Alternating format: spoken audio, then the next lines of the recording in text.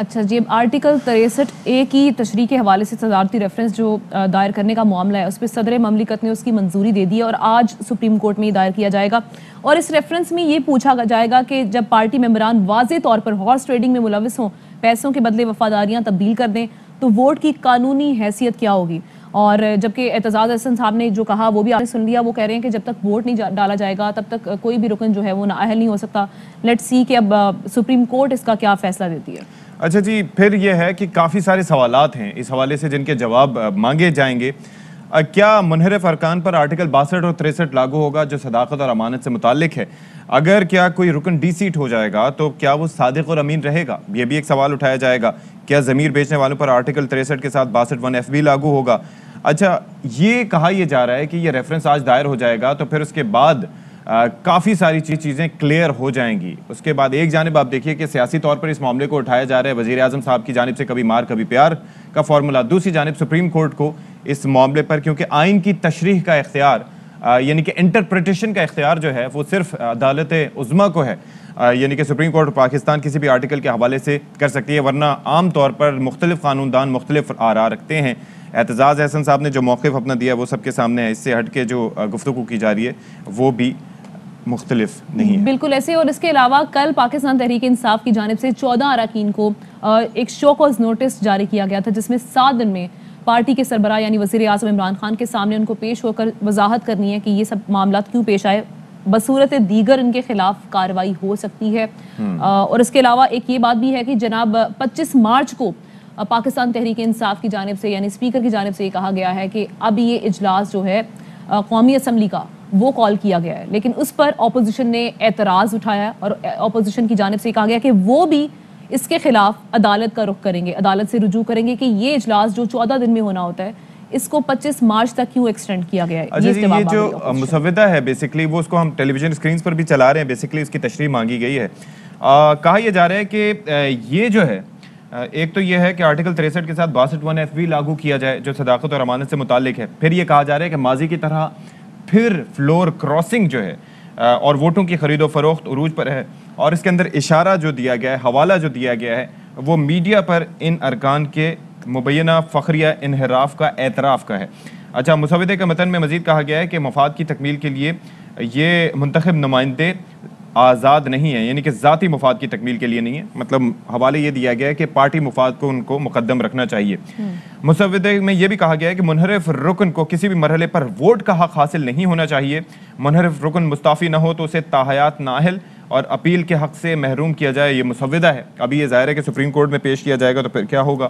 اچھا، منتخب نمائندوں کو پارٹی پالیسی سے اختلاف کا حق ہے، انحراف کا نہیں، یعنی کہ کوئی بھی بات کرنی ہو وہ کہہ سکتے ہیں کہ جی ہاں ہم اس بات پہ اختلاف رکھتے ہیں، ہم خوش نہیں ہیں، لیکن اس کے اگینسٹ جا کے ووٹ نہیں کر سکتے، یہ ایک چیز آئی ہے۔ پھر اس کے بعد جناب ریفرنس میں آرٹیکل 63A کی امانت اور خیانت کے تناظر میں قانونی تشریح کی درخواست کی گئی، اور یہ کہا گیا ہے کہ سپریم کورٹ بارہا فلور کراسنگ کو ناسور قرار دے چکی ہے، اور یہ جو ہے آرٹیکل 62-63A کی واضح تشریح سے ووٹوں کی خرید و فروخت کا باب بند ہو جائے گا۔ تو ماہر قانون اظہر صدیق صاحب ہمارے ساتھ موجود ہیں۔ اظہر صدیق صاحب، یہ جو مسودہ جس طریقے سے پریزنٹ کیا جا رہا ہے اور اس حوالے سے آج سپریم کورٹ میں دیا جائے گا، اس کے کچھ چیدہ نکات میں بھی بیان کر رہا تھا، obviously آپ نے بھی سنے ہوں گے۔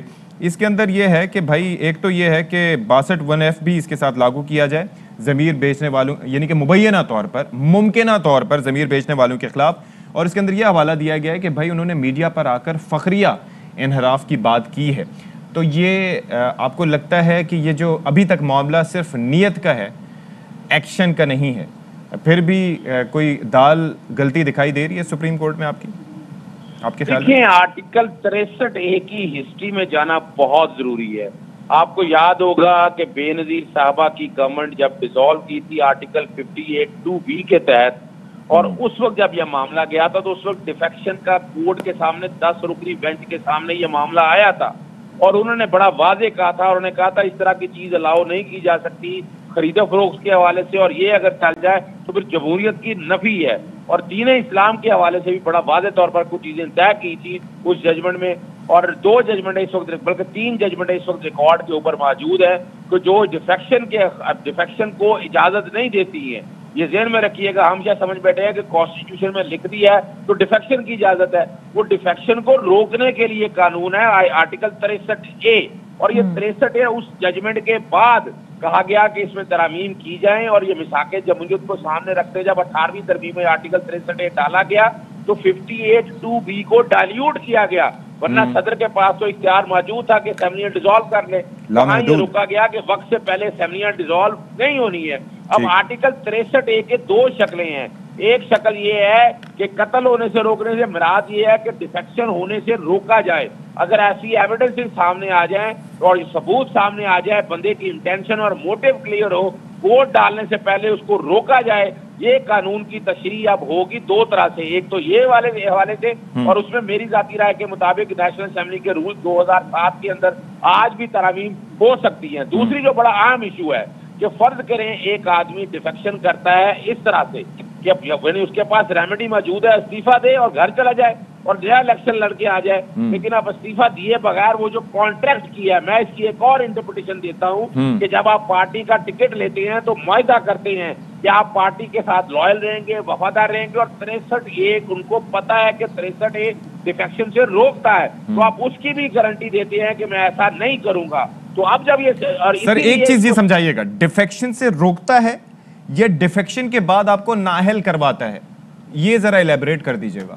اچھا, میں جو پہلی بات آپ کے سامنے رکھ رہا ہوں کہ جب پارٹی ٹکٹ آپ نے لے لیا, آپ نے کانٹریکٹ کر لیا, ایک معاہدہ کر لیا, اور آپ کو پتا ہے کہ آرٹیکل 63A ہے, تو یہ ڈیفیکشن سے روکنے کے لیے ہے کہ آپ ڈیفیکشن نہیں کریں گے آپ. اور اگر آپ ڈیفیکشن کے حوالے سے, اور دوسرا دیکھیں نا, ابھی اگر یہ سامنے نہ آتے, میڈیا رپورٹ نہ سامنے آتی, یہ فلور کے اوپر جاتے, اب جب فلور کے اوپر جا کر جب آپ بندے ایک طرف اکٹھے کر لیں گے, وہاں سے پتہ چل جائے گا یہ فلور کراسنگ کرنے لگے ہیں, تو وہاں بھی انٹینشن اور موٹیو آ جائے گا. یہ بھی اب سپریم کورٹ کے سامنے معاملہ آئے گا ووٹ ڈالنے سے پہلے کہ اس کو جھوٹ بولنے سے یا مثال کے طور پر کانٹیکٹ چھوڑنے سے روکا جائے. تو میں اس میں بڑا کلیئر ہوں کہ آرٹیکل 63A کی انٹرپریٹیشن دونوں طرح سے ہوگی. تو حضرت صدیق صاحب, جس طرح سے آپ کہہ رہے ہیں کہ دونوں طریقے سے انٹرپریٹیشن ہو سکتی ہے, آپ کی انڈرسٹینڈنگ کیا ہے؟ پاکستان تحریک انصاف کو کیا امکانات ہیں کہ اس میں لیوریج مل سکتی ہے یا پھر منحرف اراکین کی طرف معاملہ جائے گا؟ اچھا, ایک تو تحریک انصاف نے بڑا انٹیلیجنٹلی جو ہے ان سب کو شوکاز کر دیا ہے کہ ان کی یہ ایویڈنس ساری سامنے آ چکی ہے. اور ویسے بھی یاد رکھیے گا, بے نظیر بھٹو صاحب کا کیس اور افتخار چوہدری صاحب کے کیس میں آ گیا کہ اگر اخبار میں آ جائے, ٹی وی میں آ جائے, اور آپ اس کو ریبٹ نہ کریں, ابھی تک کسی نے ریبٹ نہیں کیا, اگر وہ ریبٹ کرتے تھے تو بات کچھ اور ہونی تھی. تو اب تو اگر دیکھا جائے میری نظر کے مطابق تو وہ ڈیفیکشن کا انہوں نے انٹینشن اور موٹیو دے دیا ہے. اب آپ نے اس کو اس کے ساتھ ملا کر پڑھنا ہے 62(1)F کے تحت سگیشس رائٹس آنس اینڈ امین اور سمیع اللہ بلوچ کے کیس طے ہو چکا ہے کہ 62(1)F کے حوالے سے یہ تعمر ہے. اور کیوں کہا گیا ہے؟ ہم یہاں مذاق اڑا رہے ہیں, کئی علماء حضرات اس کو کہتے ہیں کیا کہ دو جہاں حضور نبی کریم صلی اللہ علیہ وسلم کوئی صادق اور امین نہیں. بالکل اس میں کوئی شک نہیں ہے, لیکن صادق کا مطلب ہے سچا, امین کا مطلب ہے امانت دار. یعنی کہ اس کا مطلب یہ ہے کہ مجھے یہ لگتا ہے کہ آج جب سپریم کورٹ میں اس معاملے کی سماعت ہوگی, نہ صرف یہ کہ آئین پاکستان بلکہ اسلامی تعلیمات کا بھی حوالہ دیا جائے گا, انما الاعمال بالنیات کا بھی تذکرہ کیا جائے گا. دیکھیے اس میں تو کوئی شک ہی نہیں ہے. آرٹیکل 227 اگر اٹھا کر دیکھ لیں آپ اپنا پریمبل پڑھ لیں, آپ آبجیکٹو ریزولوشن پڑھ لیں, یہ سارے کا, اور آئین پاکستان کو اگر دیکھا جائے یہ سوشل کانٹریکٹ ہے. اس نے کہہ دیا کہ آئین پاکستان کہتا ہے کہ فراڈ کرے, اس نے کہہ دیا کہ آئین پاکستان کہتا ہے دھوکہ کرے. بالکل آئین پاکستان 1973 کا پریمبل بھی اٹھا کر دیکھ لے, وہ ٹرانسپیرنسی کی بات کرتا ہے, میرٹ کی بات کرتا ہے, اور وہ آئین کبھی بھی اس طرح کی اجازت نہیں دے گا. اچھا حضرت صدیق صاحب, ایک اور چیز, اس سے پہلے اس قسم کے کیس کی کوئی نظیر ملتی ہے؟ دیکھیں جیسے میں بتاؤں, جو کہ آرٹیکل 63A کے حوالے سے اس طرح کی انٹرپریٹیشن اب پہلے آنی ہے, دو چیزیں آنی ہیں, ایک تو پری ووٹ آنی ہے, ایک پوسٹ ووٹ آنی ہے, اور ساتھ کیا اس کے ڈسکوالیفیکیشن جو ہوگی فار لائف ہوگی یا صرف ایک وقت کے لیے آئے گی. یہ انٹرپریٹیشن پہلی دفعہ آئے گی. اگر ہوتی تو یہ سوال شاید سپریم کورٹ کے سامنے نہ آتا, لیکن جہاں تک اسمبلی ڈیزالو کرنے کے حوالے سے, پاور ایکسرسائز کرنے کے حوالے سے, وہ سارے آرٹیکل 58(2)B کے حوالے سے ہیں, اور اس میں ڈیفیکشن کا ذکر بھی آیا تھا. لیکن اس کانٹیکس میں آرٹیکل 63A کی انٹرپریٹیشن ابھی تک نہیں ہے. It's a question of first impression, اور سپریم کورٹ اس میں جب اوپینین دے گی یہاں اب کیا ہوگا. اب مثال کے طور پر اجلاس بلا لیا 25 کو, اب ریزولوشن تو ساتھ اکٹھی آ نہیں سکتی تھی, چلے فرض کریں اسے ریزولوشن ٹیبل کی جاتی ہے, تو ریزولوشن کے اوپر اسپیکر کیا کہے گا, جو کہ سوال فریم ہو چکے ہوئے ہیں, स्पीकर ने इस पे राय पहले ली हुई है, आप अटॉर्नी जनरल से ली हुई है, वजारत कानून जो मेरी इतलात है, पता नहीं अब ऐसा है या जो मेरी इतला के मुताबिक तभी आर्टिकल 186 के तहत ये मामला किया है। जी जी। और चीफ जो स्पीकर है वो इस पे एक रूलिंग दे सकता है कि आर्टिकल 63A की जब तक इंटरप्रिटेशन नहीं आती है, वोट ऑफ अच्छा, आर्टिकल 186 के अलावा कोई और आर्टिकल मौजूद था जिसके तहत ये जा सकते थे, और फर्क क्या होता? दोनों में से मौसर तरीका कौन सा था आपके ख्याल में? देखिए, जहां तक है वो आर्टिकल 184(3) के तहत भी मामला ले जाया जा सकता था, इंटरप्रिटेशन के हवाले से ये बात जा सकती थी, लेकिन चूंकि अभी वो डिफेक्शन होने के बाद आना था, डिफेक्शन होने से पहले नहीं आ सकता था, वो इसीलिए आर्टिकल 186 के तहत ओपिनियन पहले लिया जा रहा है कि अब ये अगर डिफेक्शन अगर इस तरह अगर प्री और पोस्ट, अब इंटेंशन और यानी एक बंदा अगर जेन बना बैठा है मैंने ऐसा करना है, तो फिर आर्टिकल 184(3) या 199 जो है वो शायद इतलाक ना हो सके, इसलिए 186(3) में 186 में गए हैं कि इसका इतलाक अगर अपना वक्त से पहले, वोट डालने से पहले, इंटेंशन और मोटिव के सामने रखते हुए, और अगर वो अपना डिफेक्शन कर लेता है, फ्लोर प्राप्त कर लेता है, तो उसके बाद क्या इतलाक होगा। इसीलिए ये मामला गया है सुप्रीम कोर्ट के सामने कि वो उस पर इंटरप्रिटेशन दे। अब इस पे कॉन्स्टिट्यूशनल प्रोविजन भी आनी है, इस्लामिक प्रोविजन भी आनी है, और प्रेसिडेंट भी, अब पूरी दुनिया के अंदर डिफेक्शन को डिसअप्रूव किया गया है, डिफेक्शन को बिल्कुल इजाजत नहीं दी गई कि किसी तरह से इसको इजाजत दी जाए, जो कि इससे बुराई जन्म लेती है।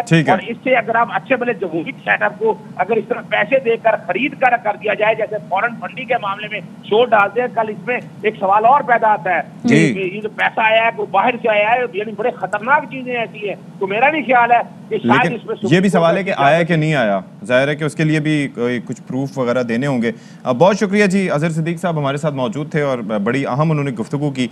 आर्टिकल 184 के बजाय आर्टिकल 186 के तहत ये दरख्वास्त दायर करने का फैसला किया है कि that is for advisory jurisdiction, यानी कि उसके अंदर लिखा गया है इस आर्टिकल में कि अगर किसी भी मौके पर सदर साहब समझते हैं कि किसी भी मामले पर सुप्रीम कोर्ट ऑफ पाकिस्तान का ओपिनियन लिया जाए, यानी कि किसी भी कानून से मुताल्लिक, और वो मामला जो कि पब्लिक इंपॉर्टेंस से रिलेटेड है, तो वो फिर सुप्रीम कोर्ट पे कंसिडरेशन के लिए मामला उठा सकते हैं। और फिर उसके बाद इसकी क्लॉज 2 है कि सुप्रीम कोर्ट इस मामले में ये सवाल का और इस हवाले से अपना जो ओपिनियन है वो सदर साहब को देगी। तो इस तमाम तर सिचुएशन पे बात कर लेते हैं। पीटीआई के रहनुमा फैसल जावेद साहब हमें ज्वाइन कर रहे हैं ऑन द वीडियो लिंक।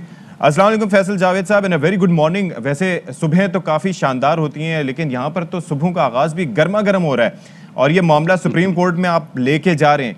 कितने पुरुमीद हैं कि इस यहाँ से आपको रिलीफ मिलेगा?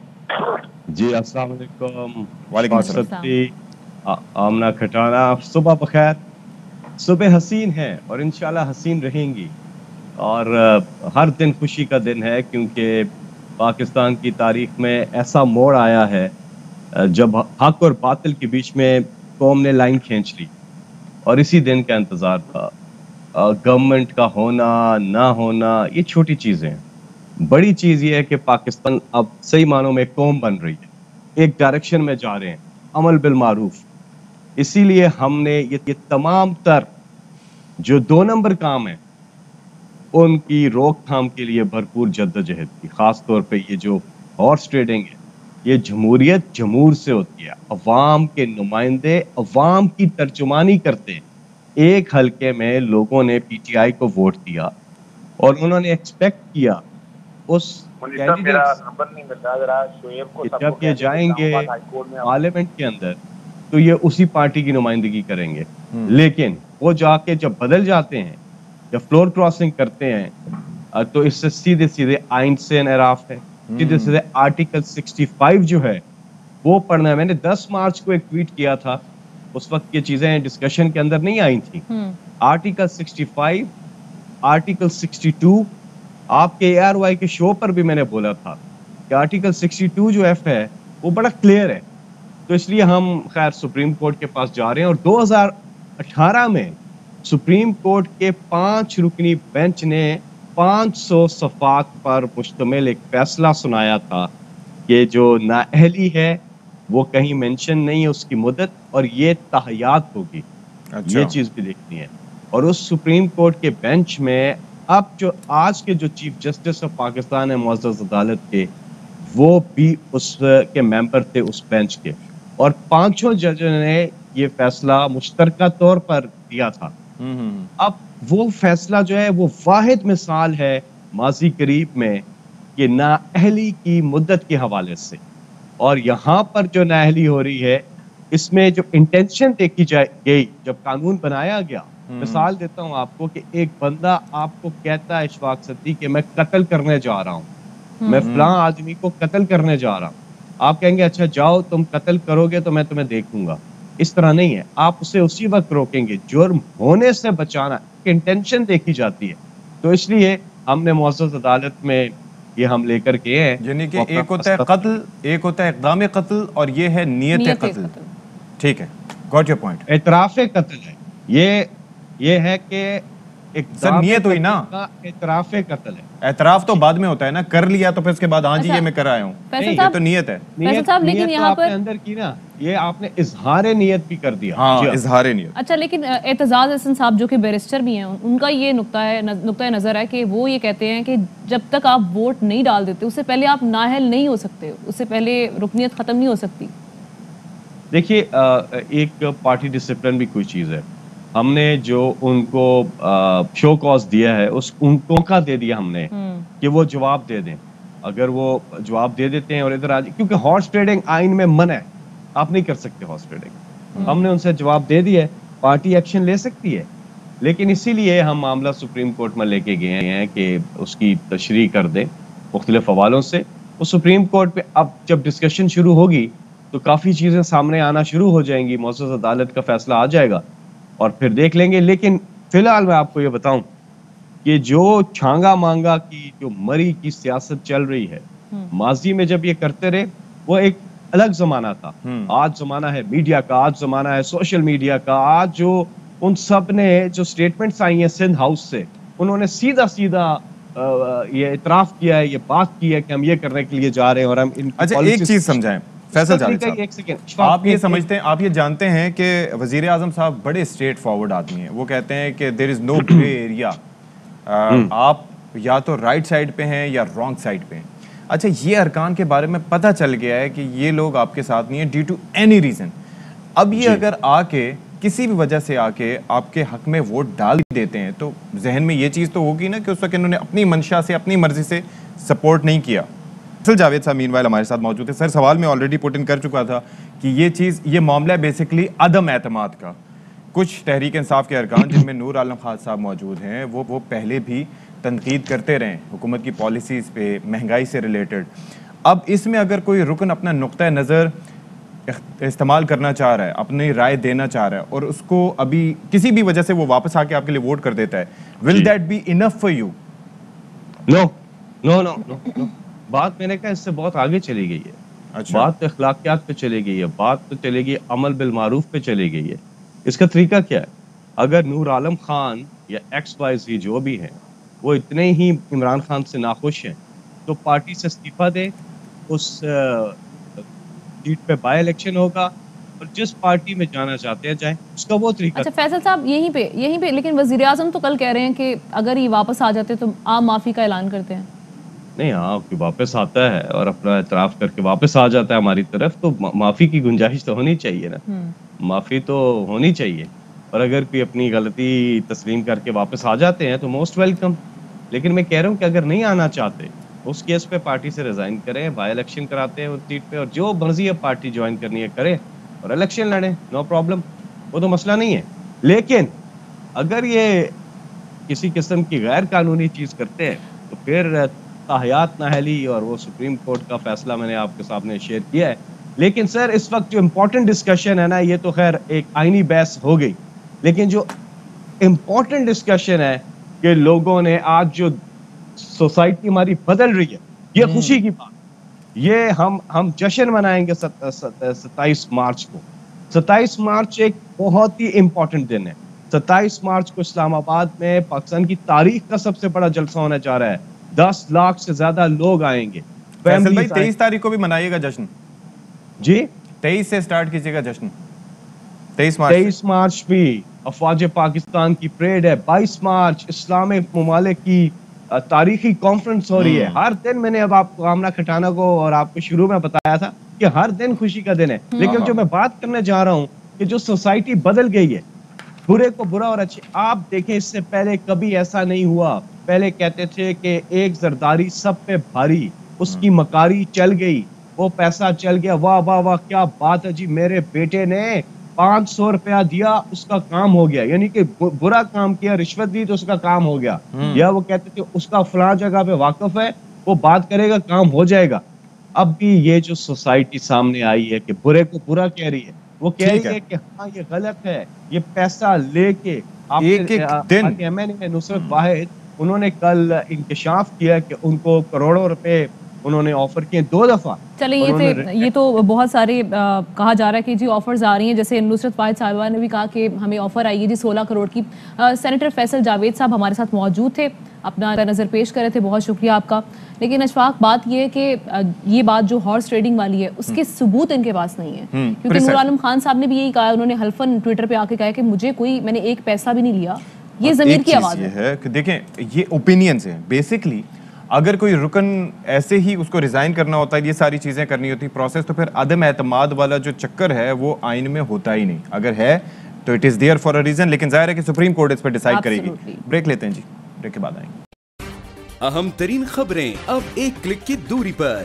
آپ کے پسندیدہ ٹاک شوز ہوں یا اہم ملکی یا غیر ملکی شخصیات کی نیوز کانفرنسز, ہر لمحہ باخبر رہنے کے لیے سبسکرائب کریں ہمارا یوٹیوب چینل. موسم کی صورتحال ہو یا کھیل کے میدان سے خبریں, اپنے موبائل فون سے ملکی اور بین الاقوامی اہم خبروں تک رسائی کے لیے ڈاؤن لوڈ کیجیے موبائل ایپ.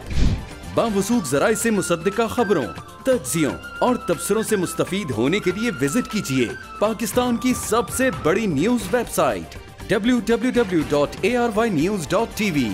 ان سب کے علاوہ پاکستان کا سب سے بڑا فیس بک پیج ہو, سب سے بڑا نیوز انسٹاگرام اکاؤنٹ یا پھر ٹویٹر, ARY نیوز پہنچا رہا ہے خبریں سب سے پہلے آپ تک, تاکہ آپ رہیں ہر لمحہ باخبر.